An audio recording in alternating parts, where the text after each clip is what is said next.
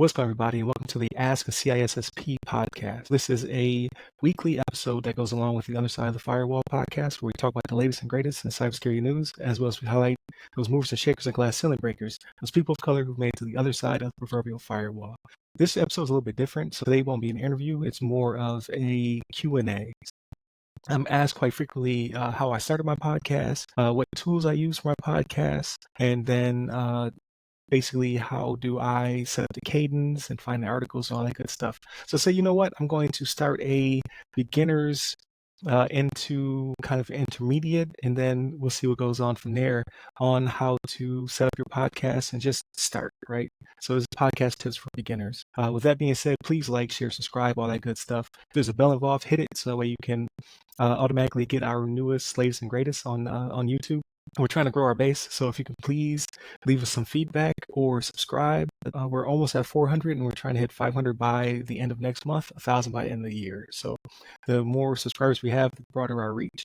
With all of that being said, I definitely want to reiterate that starting a podcast is not hard. It's just a matter of consistency.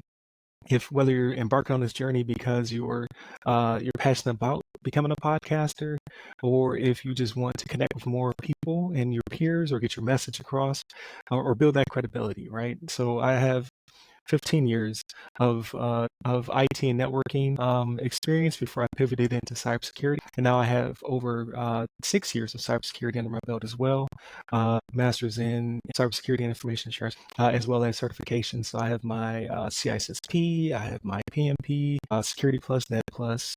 I had my CCNA and my CEH. I've since let those lapse because I'm moving up the certification tier, trying to get my CCSP and some other certs I'm interested in. But you don't have to be degreed and certified. It's really about the experience. So if you want to share your experience with other people, a podcast is a really good way to do that, and it opens up doors that you'll never believe. So here are some of my tips. First is identifying your niche. So what sets you apart?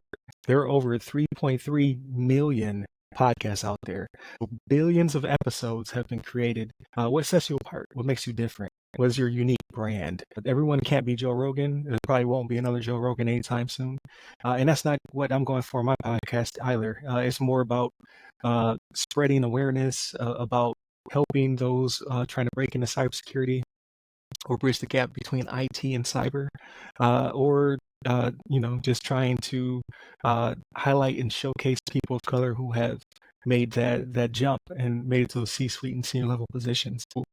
My base will probably never be as broad as Joe Rogan's. However, I'm able to reach people, and I'm able to network, help, build community, and all that good stuff. So that's what it's really about. So again, you have to figure out what your specific niche is, and then go from there, because no one wants you to be like someone else.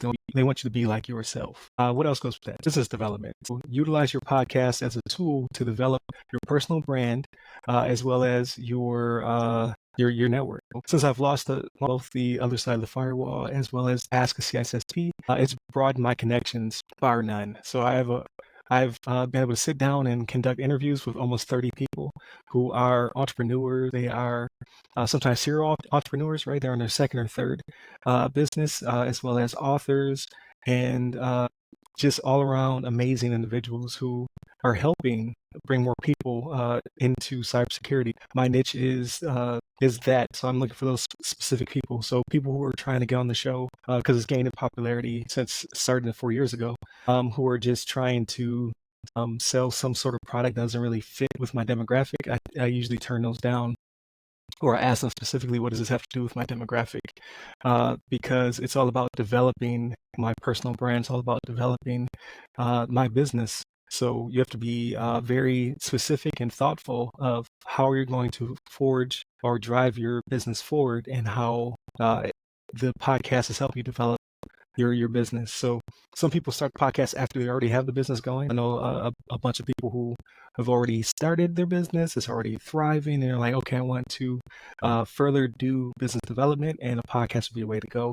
Others, like myself, You're starting from just the podcast and you're developing it into something bigger or greater than you initially started. It also opens up doors to projects and collaborations that you may not necessarily have even known were opportunities. So by having your voice out there, right? So I have hundreds of hours of me speaking about specific topics that I find interesting or that I have experience within or that I see on the horizon and I kind of want to uh, talk about it, explore it with other people who are currently in that particular sector. It's opened up doors. I've had the opportunity to speak to people I normally wouldn't have a chance to speak to. I've had the opportunity to do collaborations and projects and also do some public speaking engagements as well as panelists. A podcast will definitely open up doors for you. The next tip would be scheduling and consistency. So a big part of this is consistency. Scheduling, everybody's going to do it differently. Like you can start monthly. We started weekly. So we had one episode that was roughly an hour and a half every week. And then we noticed after looking at analytics, it's very hard to keep people's attention from topic to topic to topic, especially when you're dealing with something that's as nuanced as cybersecurity, right? We're not talking about more generic topics that hold everyone's individual attention spans. What we did was we decided to break our topics into small portions, 15 minutes apiece for topic 1 and topic 2, 30 minutes max for the third, which would be the discussion, and then the interview would be 45 minutes up to an hour. Sometimes we exceed that. And then the Friday episode was going to be the everything else. We talk about movies, books, games, all that good stuff. So we provide a variety of different material for different people. So again, Monday and Tuesday are topics. They run 15 minutes or less. Wednesday is a discussion. So that's usually about 30 minutes. And we usually go into something deeper, like there's huge breach that may have happened during the week, or it could be a topic about diversity and inclusion and how people are either getting into cyber or getting kicked out of cyber in some regard. So the discussion could be taken in multiple different ways. And then again, Thursday is the interview portion. So that's where I'm sitting down talking to someone who's trying to either break into cybersecurity or someone who is trying to give a hand up or is providing kind of services or things of that nature to help people to join the cybersecurity career field.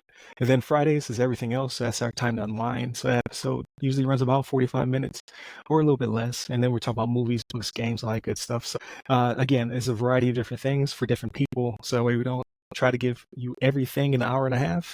You can just break it down. So with that being said, consistency. So everyone knows that's our schedule. So people who have subscribed to us have seen it evolve and they know that, okay, these are the days I'm going to get this type of content. And if for whatever reason I have a gap where I don't have a Thursday episode because I either couldn't find the time to interview somebody or if just the production of that interview is taking me a little bit longer, I do a throwback Thursday. So that's me going back into the archives.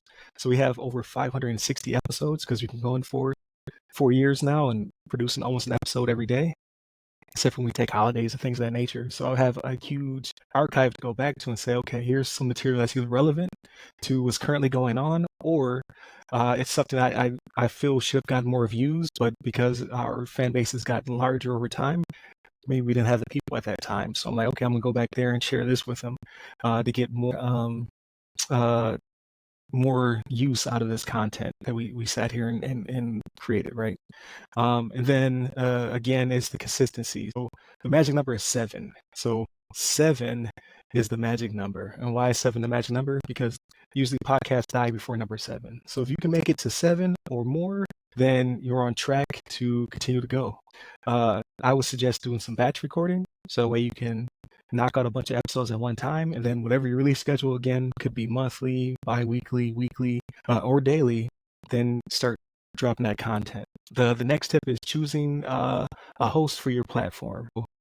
There's multiple different hosts. I use Megaphone. That's who my host goes through. Provides a ton of analytics. I can definitely dig into the data to figure out what is being watched, how long is being watched, and things of that nature. I started on Anchor, Anchor.fm. So Anchor.fm is part of Spotify. Also a good platform, is free. However, I just wasn't getting enough information from it, and that's why I made the jump. So people use Libsyn or Podbeam, things of that nature. So there's a ton of different hosts out there, but just be mindful that you pick one that will allow you to share it with multiple different podcast platforms. Through Megaphone, we're hitting Apple, we're hitting Spotify, we're hitting Anchor, Breaker, Rebel FM, you name it. We're probably on it. Google, Amazon. So it gets us out there to more people because everybody watches their podcasts in different places. And then, uh, pro tip, I'll put in here. You're gonna get an RSS feed from whatever host that you're using. Take that RSS feed, which is just a link to where your show's being pulled from directly, and put it on YouTube. So for almost 4 years, I had no idea about sharing my content with YouTube outside of video. So YouTube was all our video, and as well as LinkedIn, and then everything else was audio everywhere else. What I learned was that over half of podcast listeners listen to their podcast on YouTube and YouTube Music.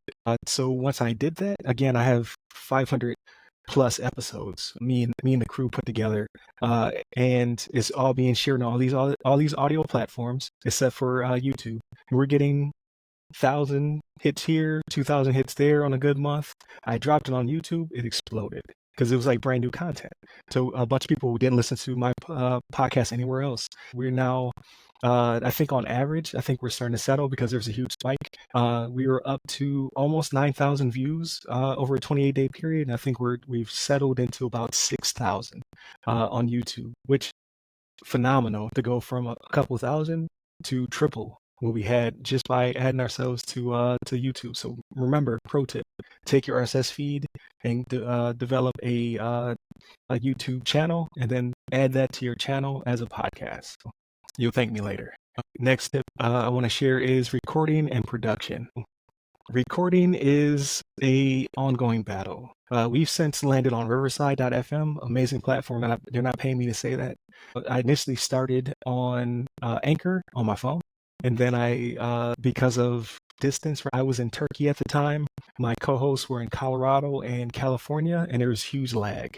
So because of that, I was like, okay, we have to do some kind of video so we can interact with each other, right? You can see body language. There's not a lot of long pregnant pauses and things I have to edit out. And from that, we developed a procedure where we're going over Zoom. So I had Zoom for Business.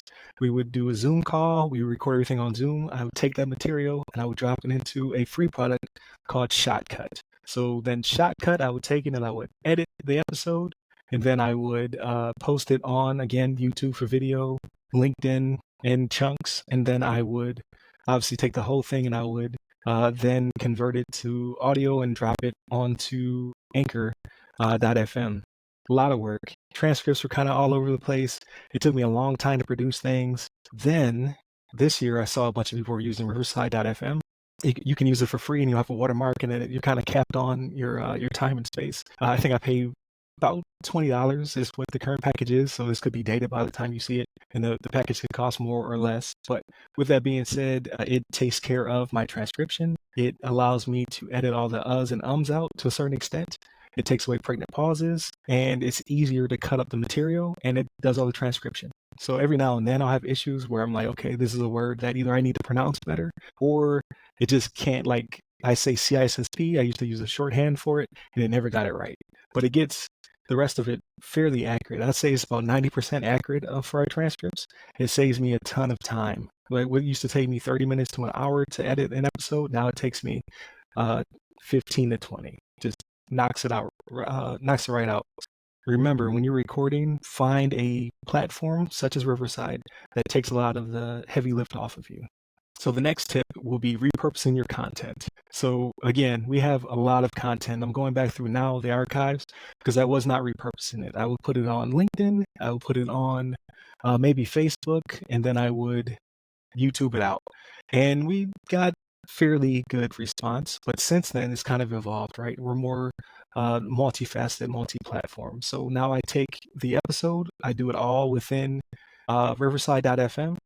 It then splits it into the 16 by 9 that you see on YouTube, the 9 by 6s you'll see on IG, Facebook, and TikTok. So the longer content, right? And then the audio, all within the same platform. I just click the button 3 times, right? I click, I think it's like edit content, click edit content. I tell it what I want the aspect ratio would be. And then I just save, do it again, save, do it again, save.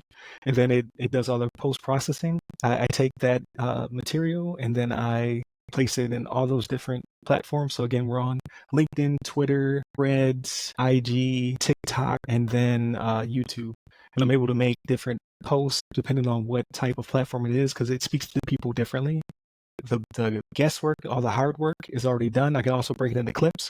The AI will say, here's some suggestions, and it'll knock out a bunch of 1 minute or less clips that I can put on multiple platforms. Or if I have an idea of something I think might be great, I'll either leave myself a note by saying a specific word or what have you, so that way I can jump to that in the transcript, because you can search everything through the transcripts. Again, they're not paying me. But Riverside FM has saved me so much time. And then I'm able to just go through, pick that out, and then chop it up to be the type of content I need. And then I take the transcript, because it transcripts all of the episodes for the tier that I pay for. And I use ChatGPT to help me write posts that have SEO optimization, as well as kind of speak to people depending on their specific platform, right? The verbiage will be different between Facebook, between IG, and TikTok. They have different character limits. They have different ways people like to ingest their information or entice them to look at that information. And then I also generate articles out of it. So I'll write a short article. I will then put it in the chat GPT to help me rewrite and reformat it, and I'll tell it to look at the transcript that I dropped in there as well and make it more robust. So it's pulling out quotes and things of that nature depending on what I wrote. And then I go through, because you still need a human editor, but what would take people hours to do, and I'd say that's the best thing ever, but for me, not having to sit there for an hour or two crafting an article, and instead I click a button and it's done within a minute and 30 seconds. All I have to do is edit. Amazing. So I take all that material and I push it to as many places as possible to gain people's attention, so they're enticed to come look at the material. So again, I make articles for LinkedIn as well as for Medium, because a lot of people use LinkedIn for business. They read articles and things of that nature. But if you don't have a LinkedIn account, you won't be able to access the material. It'll be behind kind of not a paywall, but behind LinkedIn's specific gateway. I also share the same to Medium, and then Medium allows me to import that article directly over, and then obviously I have to make some tweaks for formatting because they have different formats. Again, saves me a ton of time, and I'm generating an article a day to go with the video a day to go with the audio that's available. So I'm knocking out multiple things, and within that article, because you don't want to pull people off a platform, like I don't want to say, hey, you're looking at this on LinkedIn, but check out my YouTube video. I embed the video on that platform. So you'll have the article, the embedded video, the embedded audio, and then links to whatever I'm currently talking about, wherever I got the source material from and things of that nature, in order to keep people on platform as much as possible. And then the platform's algorithm will be more likely to share your material because you're not pulling them off platform. Repurposing content is humongous. And then you can always dig back to the archives later on, which I plan on doing to help you perhaps make future content or even write a book or something like that, because you'll be able to make correlations. Like, okay, I remember talking to this person about this thing, but do I want to watch this hour and a half video that we made and take notes, or do I want to ask my chatbot of choice, like, hey, in this specific let's say this specific video, or this transcript I should say, what did we talk about? What are the key takeaways? Where are some quotes I can pull out here? It's going to be great. I cannot wait. The next tip is engagement and community building. So again, you're trying to build a community here. The broader your base, the more your content will be shared amongst other people, because they have friends and friends of friends and second and third order effects from there. So you don't know quite who you may reach because of this, but it's always engaging. It's always cool to see, like, oh, okay, yeah, well, a friend of mine shared this with me, and I want to talk to you about your podcast, or I have questions about how you got your CISSP, or I don't know where to jump into cybersecurity because it's so broad. Like, you're in the GRC space, so that's governance, risk, and compliance, right? Maybe I want to be a pen tester, so on and so forth. Do you know somebody? The networking is great.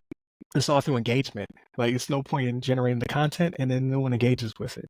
So the more people get to see it, the more likes and smileys and words of affirmation or critiques, because those are important too, you'll receive, and that helps you to kind of shape your content as well as gets it seen by more eyes. So definitely engage with your community, build a Facebook page, build a LinkedIn group, like build these things so that way people will be able to know where to go for your content and then be able to share it and talk about it. All right, next up is incorporating multimedia. So I kind of already spoke about that. I got ahead of myself. So I like to put everything into one-stop shop once it's all done, right?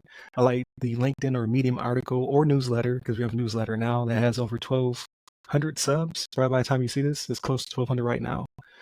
It is about incorporating your multimedia and to get it out there. So you're taking your videos, you're taking your audio, you're taking all these things and you're placing them or embedding them within your LinkedIn posts, within your LinkedIn articles, within your LinkedIn newsletter, right? All these things serve different purposes or seen by different eyes, but you want to take all of your content, you want to get it onto as many things as possible.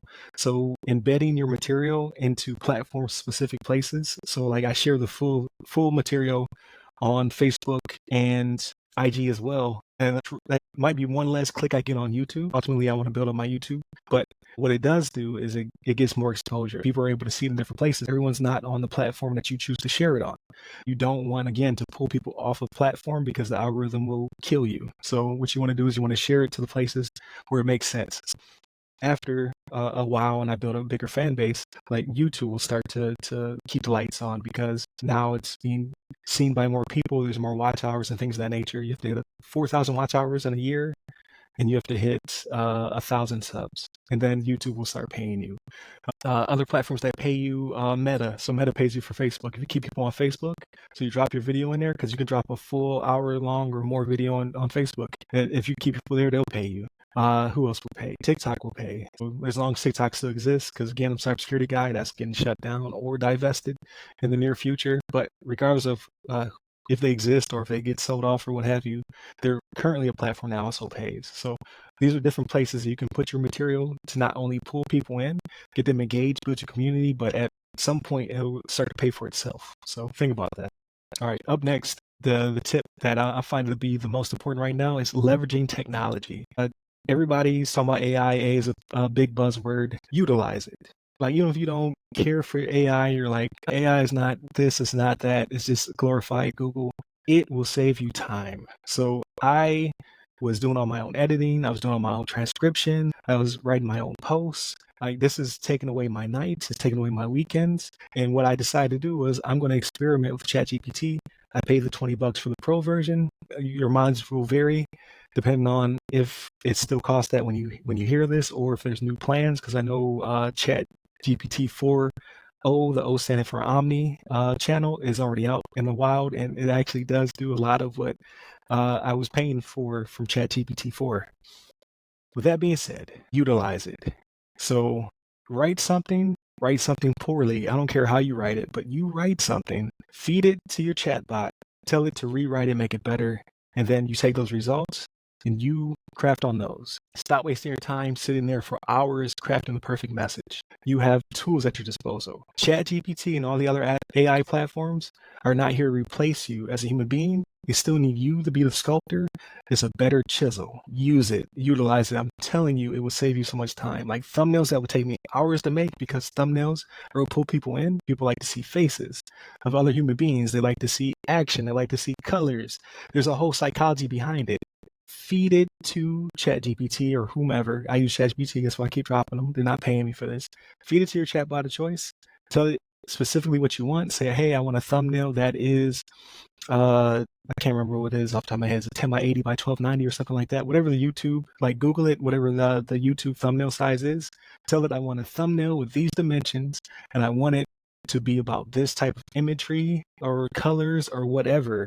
And it will spit out something better than you ever would have thought of initially, and then you can craft on it. You can say, hey, no, I like this, change this color, things of that nature. Then take that material and either use it the way it is or because they seem to be kind of dyslexic, so words are never good on those things. I always tell them not to put words on it. I take that material, I put it into Canva, and then I put my own personal branding on it. So I just want the image from ChatGPT. I take it to Canva. Canva also has AI tools, same as Photoshop, where you can tell the AI like, hey, remove this, hey, extend this, hey, adjust this. And then you drop your own branding on it, boom. You got a thumbnail that will catch people's attention. I love it. I'm never going back. All right. Next tip, monetization and growth. Explore different options, right? I personally am very mindful of who I allow on the show as well as what they are allowed to share on the show. I want to make sure that whatever marketed or shared or it provides value to my listeners. I don't want to sell boxers and vapes and things of that nature. Like that doesn't have anything to do with either my demographic or my niche, and it's all about their trust and my integrity. So if you're in the community and you're doing a lot of stuff that involves free training and things of that nature, I would love to share you. If you are building training that is really good, you're offering certifications, courses, development, mentorship, I'm all about that type of stuff. Even a book, if that book has something to do with my demographic, or another podcast or whatever, it needs to give value to the community. So explore that. Figure out what works for you and your brand and the community, whether it be affiliate links, sponsorships, or potential like podcast marketing. Figure out what you feel comfortable with and that your listeners will feel comfortable with as well, and then go for it. Because at the end of the day, you're spending a lot of time creating this content, and it should be able to sustain itself and maybe even pay. So think about it. Figure that equation out for you, and then go forth and conquer. That pretty much wraps up this segment. Again, this is an experiment. I want to see if this kind of content works for the listeners. At least I want to get this off my chest because a lot of people do ask me that question. So now I have something to point them to. It'll be an article that I'll release on LinkedIn as well as Medium. The intent, again, is just to share some of the tips I have for making my own podcast.